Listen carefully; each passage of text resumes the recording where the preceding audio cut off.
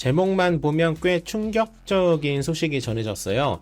비트코인 매도세로 IB 추진자산 운용사인 IT 투자자의 적자 복귀라는 코인 텔레그래프 기사가 조금 전에 게시되었는데, 블랙록조차도 비트코인 매수 평단가가 마이너스가 되었다는 내용입니다. 세계 최대 자산 운용사 중 하나인 블랙록이 손실 중이면 시즌 종료와 함께 비트코인의 미래 역시 암울한 거 아닌가 라는 생각을 할 분들이 계실 것 같아서 전혀 그렇지 않고, 이 소식은 오히려 우리에게 엄청난 기회이자 대단한 호재라는 증거를 정리해서 보여드리도록 하겠습니다. 블랙록의 비트코인 ETF인 IBIT의 달러 가중 평균 수익률이 마이너스라는 것은 최근 고점에서 유입된 거대 자금들이 현재 비트코인 가격인 7만 달러 중반에서 손실 구간에 진입했다는 뜻입니다.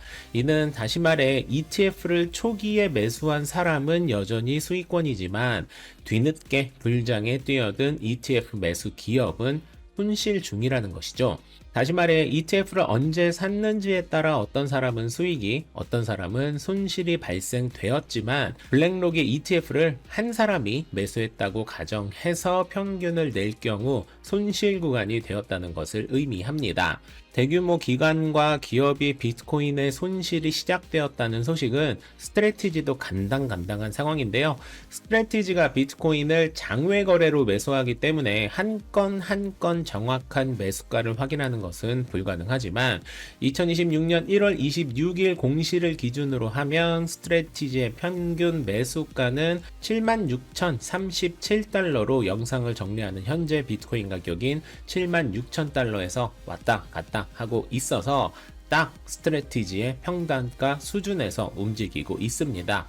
이처럼 묵직묵직한 기업들의 평단가가 위협받고 있다는 것은 비트코인 시장에 악재가 아닌 호재가 될 수밖에 없습니다. 그 이유는 아래와 같이 정리할 수 있는데요.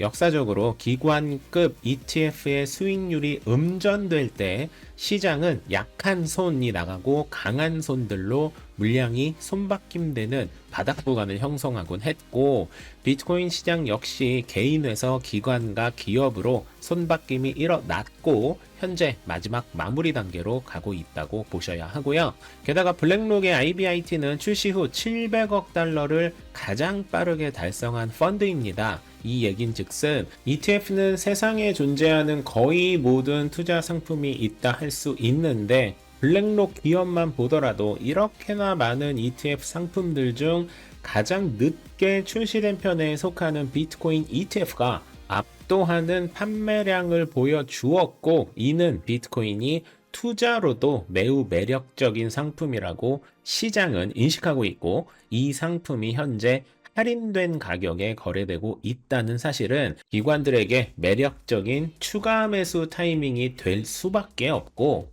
비트코인의 공급량은 갈수록 씨가 말라가는 상황에서 블랙록 같은 거물들이 다시 매집을 시작하면 내러티브 하나만으로도 가격은 폭등할 수 있는 구조가 될 수 있습니다. 그리고 비트코인은 화폐의 신뢰가 무너질 때마다 빛을 발하곤 했는데, 대표적으로 이란의 리알화 가치가 폭락해서 구매력이 98% 증발했을 때 이란 내에서는 비트코인 수요가 급등했는데요. 이렇게 지정학적 이슈는 앞으로도 계속 발생될 수밖에 없는 상황에서 화폐를 대체할 수 있는 비트코인과 금의 시선이 몰릴 수밖에 없고, 금의 경우 제가 어제 긴급 속보로 정리 드렸던 것처럼 금을 맡긴 업체가 뱅크런이 돼서 내 돈을 20%밖에 찾을 수 없게 된다거나 텅스텐으로 만든 가짜 금이 판을 치는 등 금은 갈수록 가치 저장 수단으로 인정받는 것이 어려워지는 분위기죠. 전 세계의 화폐 신뢰도는 날이 갈수록 떨어지고 있는 것은 여러분도 잘 알고 계시는 시대의 흐름인데요. 위의 이유들로 인해 지금의 비트코인 하락은 하락장으로서의 전환이라기보다 상승장 기간 조정으로 해석하는 것이 더 객관적이지 않을까라는 생각이 드는 것이죠. 비트코인이 지금까지 하락장과는 다르다는 저의 생각을 객관적 지표 없이 말하는 건 전혀 설득력이 없겠죠. 그래서 크립토 퀀트에서 오늘 게시된 엑스윈 리서치 재팬의 분석글을 정리해서 설명드려 볼게요. 흔히 하락장이 시작되는 것을 차트가 깨졌다라는 표현을 합니다. 차트가 깨졌다는 건 지지선이 무너졌기 때문에 어디까지 떨어질지 모를 경우에 사용되는 표현인데요. 이럴 때는 온체인 데이터를 살펴보면 현재 상황을 객관적으로 바라볼 수 있는데 그 중 하나가 바로 명목 수요입니다. 명목 수요는 비트코인 채굴량과 1년 이상 움직이지 않은 물량 등을 종합해서 시장에 실제로 들어오는 진짜 수요를 측정한 지표인데, 쉽게 말해 시장이 비트코인을 얼마나 흡수하고 있는지를 보여주는 지표입니다. 이 지표를 보기 쉽게 차트로 표기하면 이렇게 되고요. 상단의 하얀색은 비트코인 가격, 제일 하단의 파란색 쌍은 30일 평균 가격 변동률, 그리고 중간에 표기된 녹색과 빨간색 쌍은 명목 수요를 표기한 것입니다. 우리가 눈여겨봐야 하는 부분은 최근의 명목 수요가 마이너스 영역으로 깊게 들어갔다는 거예요. 그런데 다행인 것은 이 데이터를 정리하는 지난 2011년 이래 현재의 마이너스 명목 수요는 그다지 큰 수치가 아니라는 것입니다.